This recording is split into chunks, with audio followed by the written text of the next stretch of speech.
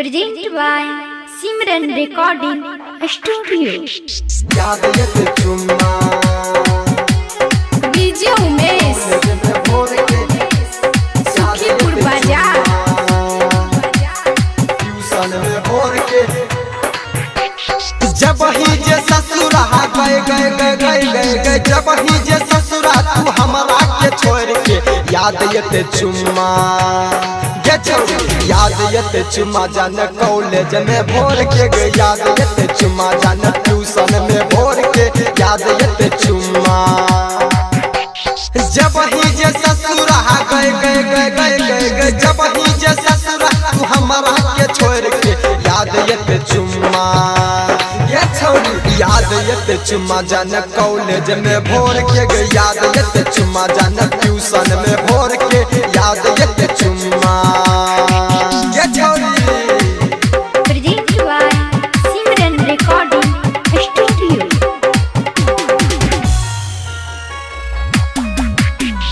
DJ Umesh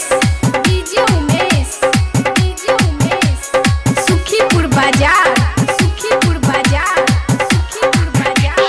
आई तो ओने से चूसल होठ लहली देने रियो हम कनवा में बहली देने रियो हम कनवा में बहली आई तो ओने से चूसल होठ लहली देने रियो हम कनवा में बहली हमरा से जई है न गए हमरा से जई है न मुहे न मोर के याद ये चुम्मा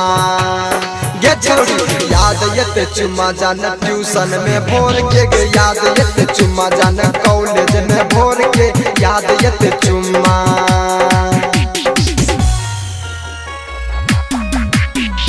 डीजे उमेश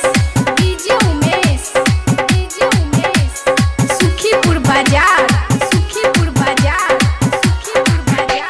सच बात कहे छोराइटर काला आनंद हरदम करे छी अनिलवा के घायल हरदम करे छी अनिलवा के घायल सच बात कहे छोराइटर काला आनंद हरदम करे छी अनिलवा के घायल जई है न कहियो गए जई है न कहियो सुनीलवा के छोड़ के याद ये चुम्मा गे छोड़ी याद ये चुम्मा जान ट्यूशन में भोर के गे याद ये चुम्मा जान कॉलेज में भोर के याद ये चुम्मा जब ही जे ससुरा गए जब ही जे ससुरा तू हमरा के छोड़ के याद ये चुम्मा गे छोड़ी याद ये चुम्मा जान ट्यूशन में भोर के गे याद ये चुम्मा जान कॉलेज में भोर के याद ये चुम्मा